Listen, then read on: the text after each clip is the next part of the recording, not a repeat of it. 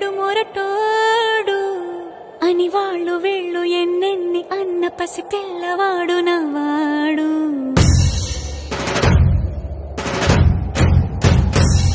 విడు ముండోడు అని ఊరు వాడ అనుకున్న గాని మహారాజు నాకు నవ్వాడు.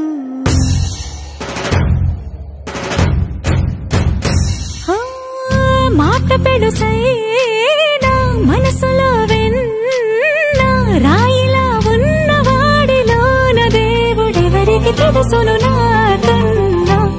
సూసేకి అగ్గిరవ్వ మాదిరే ఉంటా